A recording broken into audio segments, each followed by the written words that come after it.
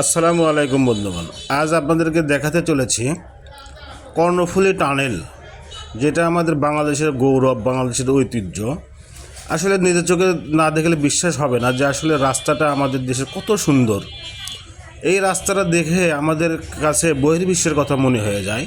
আসলে বহির্বিশ্বদের কাছে আমরা উপস্থাপন করতে পারবো আমাদের যেই টানেলটা, যেটা উপর দিয়ে পানি, নিচে দিয়ে রাস্তা, তার ভিতর দিয়ে গাড়ি যাচ্ছে, আসলে অপরূপ সুন্দর।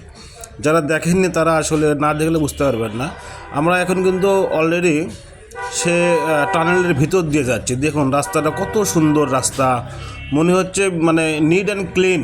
ভিতরে নিরাপত্তার কোনো কমতি নাই, ভিতরে আলোকসজ্জা, সিসিটিভি ক্যামেরা, নিরাপত্তা বাহিনী আছে এর ভিতরে। আসলে যারা দেখেননি তারা আসলে না দেখলে বোঝার কোনো উপায় নেই। তো আহ্বান থাকবে, যারা দেখেননি দেশটা ঘুরে দেখবেন আসলে দেশটা কেমন, আমাদের দেশের রাস্তাঘাট কেমন।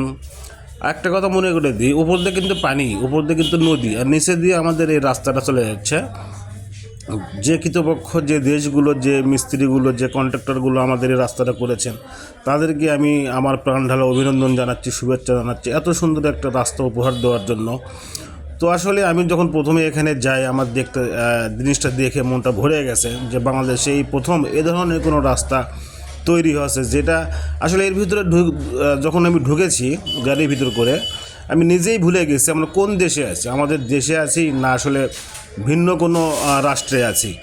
তারপরে গায়ে চিমটি কেটে দেখলাম না, আমি আমাদের দেশেই আছি, আমাদের দেশের ভিতরেই চলমান আছি। আসলে এটা দেখে আমার পরিজন, সফর সঙ্গী যারা ছিল সবাই আসলে আবেগঘন হয়ে গেছে যে এত সুন্দর একটা রাস্তা আমাদের দেশে আছে। আমরা এতদিন টিভিতে, মিডিয়াতে অনেক কিছু দেখেছি যে এই ধরনের রাস্তা বহির্বিশ্বে আছে। আমরা মনে মনে আফসোস করতাম যে এই ধরনের রাস্তা যদি আমাদের দেশে হতো কত না সুন্দর হতো। তো পরিশেষে দেখে হ্যাঁ, আমাদের দেশে বাস্তব রূপে আসলে এটা চলে এসেছে। তো না দেখলে আসলে বিশ্বাসযোগ্য নয়। তো আমিও দেখে নিলাম। তো আপনারা যারা জাননি, আপনাদের প্রতি আহ্বান থাকবে, যদি আপনারা মনে প্রাণে চোখ জোড়ানো একটা জিনিস দেখতে চান, অবশ্যই আপনারা এখানে যাবেন, দেখবেন। দেখলে বুঝতে হবে, নিজের মনকে প্রশান্তি যোগাবে।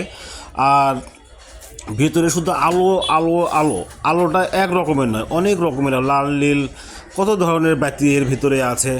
আমরা অলরেডি কিন্তু এতক্ষণ টানেলের ভিতরে ছিলাম, টানেল থেকে বের হয়ে আসলাম। এটা টানেলের বাইরের অংশ। এটা ভিতরে যেমন, বাইরেও তার চেয়েও বেশি সুন্দর। আমার কাছে অপরূপ সুন্দর লেগেছে। যদি আপনাদের কাছে ভালো লেগে থাকে অবশ্যই ভিডিওতে কমেন্টস করে জানাবেন জিনিসটা আসলে কেমন। আর রাতে ভিডিওটা করেছি, গাড়ির ভিতর থেকে করেছি। আমরা আসলে সফর সঙ্গে যারা ছিল সবাইকে নিয়ে গেছিলাম এখানে। আমার কাছে অপরূপ সুন্দর লাগছে। আপনাদের কাছে কেমন লাগছে অবশ্যই কমেন্টসের মাধ্যমে জানাবেন। আর যারা যেতে চান, যাদের আর এখানে ভ্রমণ করার মতো সামর্থ্য আছে, তারা অবশ্যই দেখবেন ভিডিওটা। আজকে পর্যন্ত এই পর্যন্তই। আসসালামু আলাইকুম।